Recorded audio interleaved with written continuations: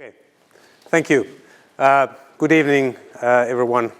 My name is Antti Mäkinen. I represent a company called Simosol. I'm working as the CTO. I'm one of the founders of the company. We are a forestry software and consulting company.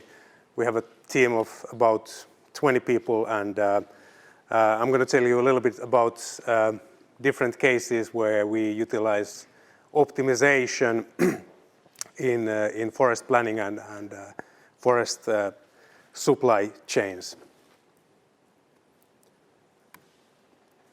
Okay, just briefly through our what we do, who we are. So we've been around for a bit over 10 years. We do both software and consulting related to remote sensing, bit of satellite analysis and also drones. Then software and optimization solutions, mostly for forest planning and supply chain optimization.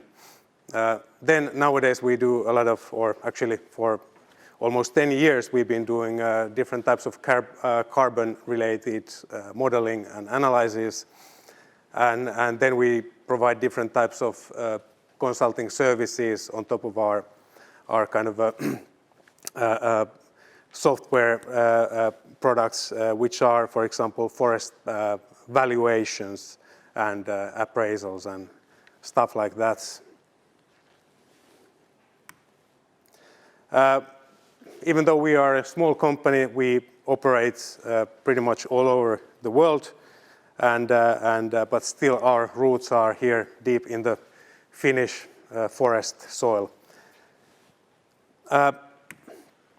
Okay, as my today's topic was optimization, I'm going to go there. First, the term optimization is used very liberally in different contexts.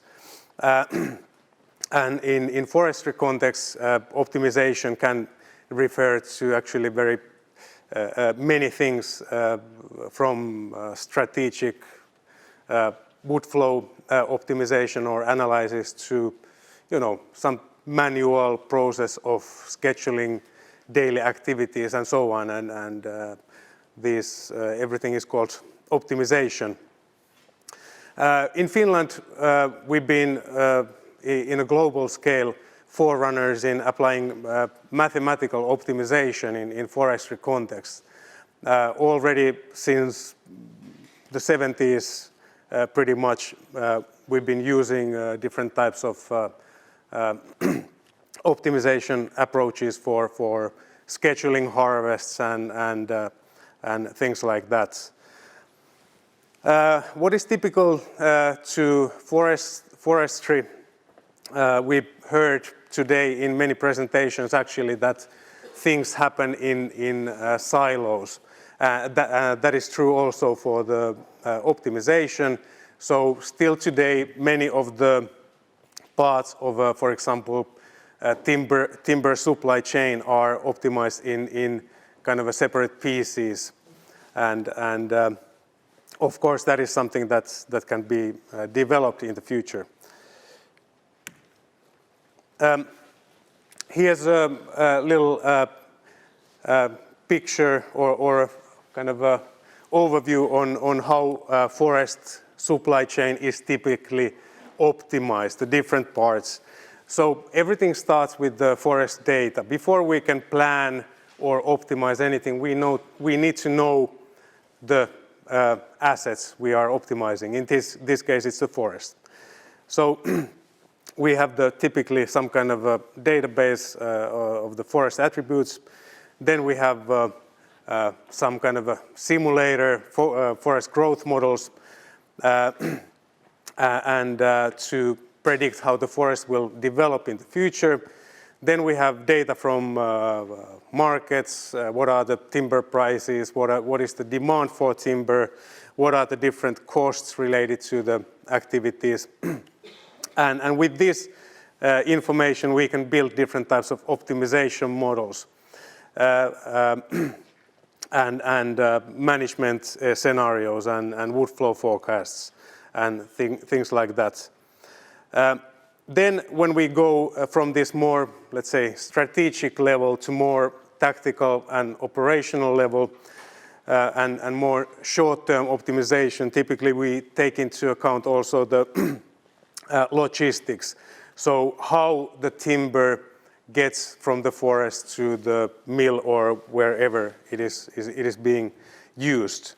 And in this case, we talk typically about like a more tactical sourcing plan. And from that, we get more to operational level, which is typically called the implementation plan. And next, I'm going to go through a few different types of cases from what we've been doing in the past years to give you a better idea what can be done with optimization. So in the strategic level, we are typically looking at long-term. Of course, long-term varies quite a bit depending on where we are. In Finland, long-term can be something like from 30 years to 100 years, and when we go to more to the, let's say, tropical plantation countries, for them the long-term can be 5 years or even less. But this long-term optimization is actually what has been done since the 70s in Finland. So we have some kind of a forest data, we have a forest simulator, and some kind of a solver, optimizer. The nice thing about this is that it's actually quite easy to implement pretty much anywhere in the world, where we have the data, where we have the models, and the optimizers don't know anything about the forest, so they can be applied anywhere. Typically, the things we are interested in are the long-term, for example, long-term annual allowable cutting level. So how much can you harvest with given criteria in the long term? Then we can, of course, evaluate alternative strategies related to timber price development or forest management approaches and strategies and so on. We can do different types of scenario analysis for the decision making, and this kind of strategic planning is actually very often used in forest valuations for building the cash flow models for the DCF analyses. And here are some real-life cases. Strategic plans, they are not very fancy. They are not, you know, in strategic level maps are not that useful. We are looking more at the numbers. And here are some cases from South America, from teak and pine plantations we've been working with. Then when we go to tactical level, we are interested in different types of questions, what we need to, or what we want to solve with the optimization.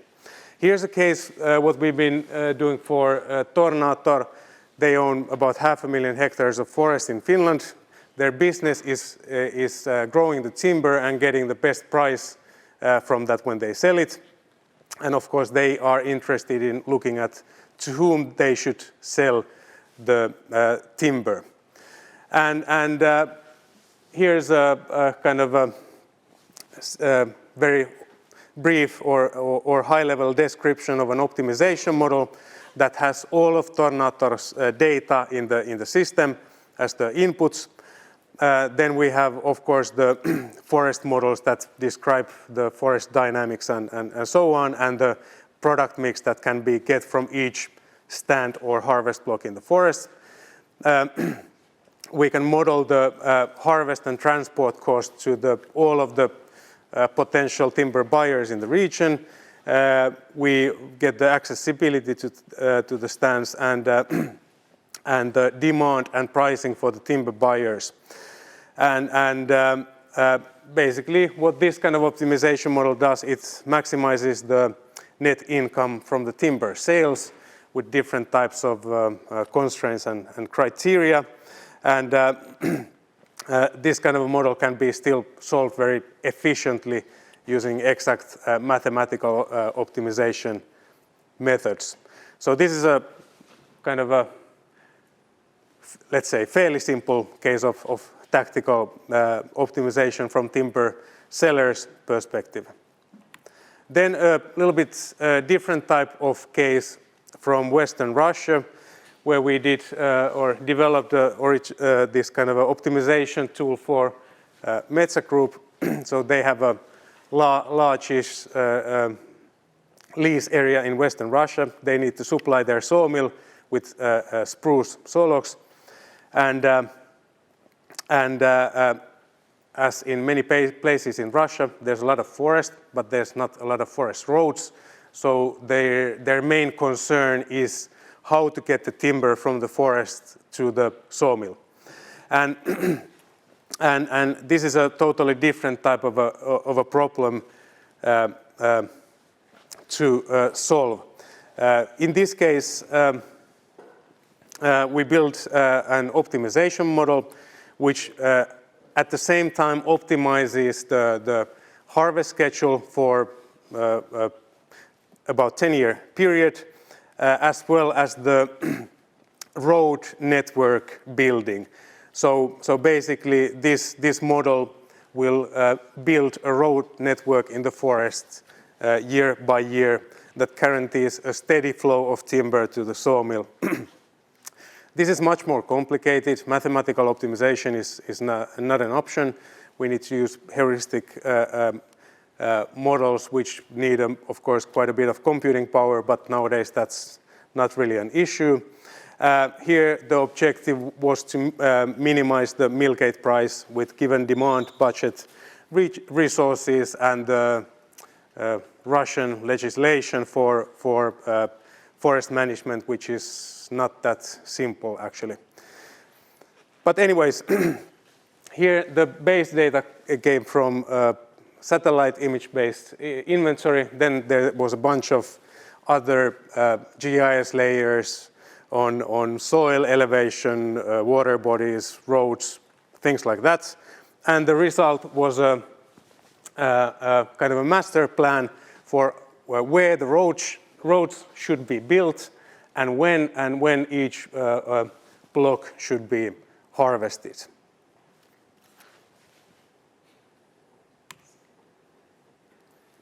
Okay, then going to a little bit different kind of a case with drone data and tree-level planning. So this is a thing we've been quite recently providing for Metsä Group together with Mosaic Mill, a company specialized in drone image analysis. And in this case, we basically, from the drone data, we get all the trees in the forest that can be seen in the drone data. We get the tree positions, heights, tree species, tree crown sizes from which we can get the tree diameters. And what we do in this case is that from these individual trees, we generate automatically forest management plans for the forest owner. And of course, this has a lot of different very technical steps that I'm not going through here. But basically, we combine similar trees that grow on similar sites into a bigger kind of units. And from those, we generate optimal harvest and management blocks or stands. And the end result is a forest management plan for the forest owner. But this is also quite data-intensive approach, but of course, this provides a very, very detailed description of the forest. Also actually very interesting for forest valuations because, you know, you get a little bit different kind of understanding of what's in the forest than with the traditional methods, which is, I think, is driving a car close to the forest and looking from the car window what it looks like. But oh, it's not that bad. But then a little bit about carbon. as Petteri mentioned already in his presentation, there's a need for compensating the carbon emissions, and forests are obviously one of the best tools for capturing that carbon. And here, actually, forest management makes a big difference in the carbon capture. A little bit about the kind of markets or the voluntary markets. Here's one interesting figure: 95 million tons of CO2 was captured with these voluntary schemes during the last 10 years or so. You can guess how much is that of the annual emissions. Well, it's not much. It's about less than 0.5% of annual emissions.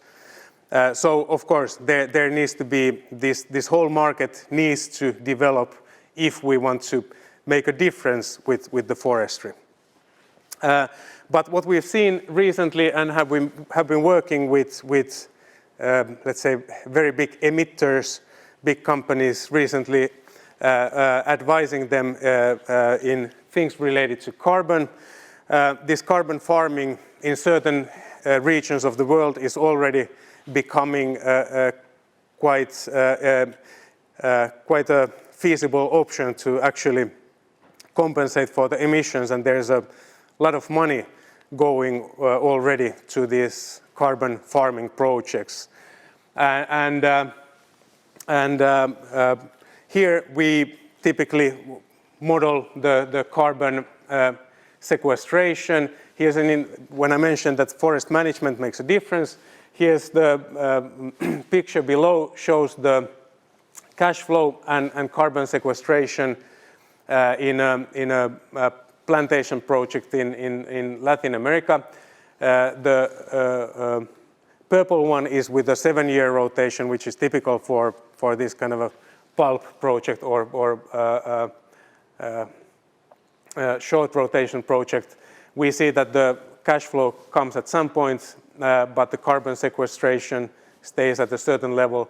If we move to 10-year rotation, of course, the cash flows are postponed a bit, but the carbon sink will be much, much higher. This is a very, very simple case of how the forest management actually makes a difference. And this carbon can be optimized instead of the traditional net present value or some other economic aspects. And actually, we've been doing that for some municipalities and cities in Finland during the past 10 years. Okay, so what next? All the time we are getting better data. As Sami mentioned, for example, that better data leads to much more accurate and reliable results, also in this kind of a long-term planning and optimization.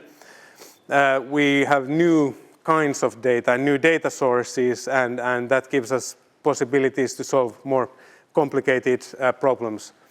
There's more real-time data. There is ability to optimize the supply chains and operations in a kind of a continuous approach. Then, of course, this is a one planet with limited resources. Also, forest resources are under pressure of competing objectives for the forest use. And of course, optimization can be used as one tool to help to find the balance between these different competing objectives. And of course, the developments in IT give us more computing power and resources, and all these more complicated models are and will be faster to solve with the developments in IT. And that was it from me. If you have any questions, please